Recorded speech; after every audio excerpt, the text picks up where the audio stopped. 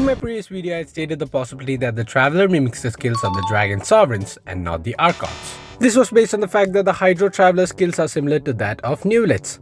And now according to Newlet in the 4.1 Archon quest, we know that his powers were stolen by Celestia and given to the Archons as the base of their elemental authority. And now Traveler skills are similar to that of Dvalin and Azdaha as well. So does this mean that both Dvalin and Azdaha are Dragon Sovereigns? Hey guys, it's Bane here. Welcome back to another video. Don't forget to like and subscribe and watch till the end. First, let's start with Dvalin, the Anemo Dragon of Mondstadt. As you may have noticed, the Traveler's Rasengan skill is similar to that of Dvalin's Breath Attack, and the tornadoes that come out of it resemble Traveler's Burst. So could this mean that Dvalin is the Dragon Sovereign of Wind? Now the only thing that is not supporting this fact is his age. Now we all know that Dvalin was born as a result of an elemental convergence in the high heavens 2000 years ago. Now 2000 years ago, that's nearly not enough to become a Dragon Sovereign. So it is possible that he's actually the reincarnation of the original Anemo Sovereign, just like how Newlet is. And since we know that a new generation of dragons or sovereigns is being born into Teyvat, I don't think we can rule this possibility out. Now in this particular cutscene, we can see that Wendy gives or uses a part of his power to restore Dvalin back to his normal self. But after playing the 4.1 Archon quest, I couldn't help but think that what if Venti was actually returning the elemental authority of wind back to Dvalin? So maybe it could be possible that Dvalin got restored back to his original self, not because it was Venti's power, but it was a part of his power itself. To support this fact, let's just take a look at the first Archon quest. So what essentially happens is that the Abyss takes control of Dvalin in order to wreak havoc in Mondstadt. Now we know that the Tsaritsa has been collecting the Gnosis in order to wage war against Celestia. But since we know that the Gnosis could actually contain the powers of the dragons, it could be possible that Tsaritsa is actually wanting to use the powers of the dragons to go to war against Celestia. Because the Primordial one literally took over 40 years to beat the dragons, so using the dragons' powers in a war against Celestia would obviously give the Tsaritsa an upper hand.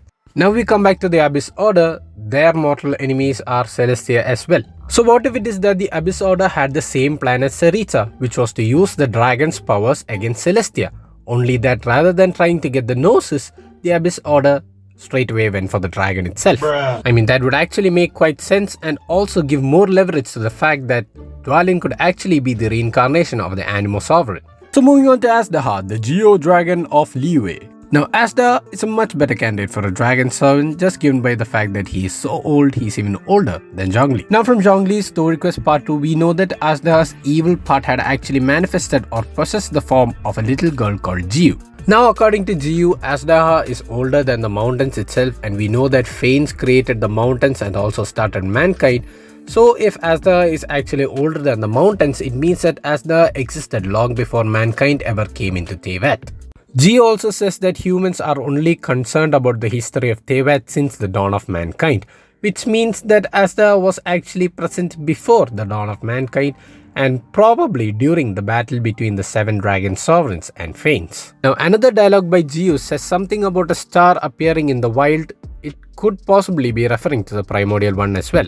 So now the fact that Azdaha is really old and also mimics the Traveler skills makes him a perfect candidate to be the original Geo Dragon Sovereign. Some other things to note is that Azdaha's title is the Sealed Lord of Wishaps, and interestingly enough, the Dragon of Water or the Hydro Dragon Sovereign is also called the Lord of Wishaps. Even more so, if you take a look at his talent materials, it refers to him as the Dragon Lord or Dragon King, which is usually supposed to be a term that is associated with the Dragon Sovereigns. So now you may be wondering, if Azdaha is indeed the Geo Dragon Sovereign and Dragon Sovereigns are the strongest of their particular element, then why is it that Azdaha can actually control Cryo, Pyro, Electro and Hydro as well?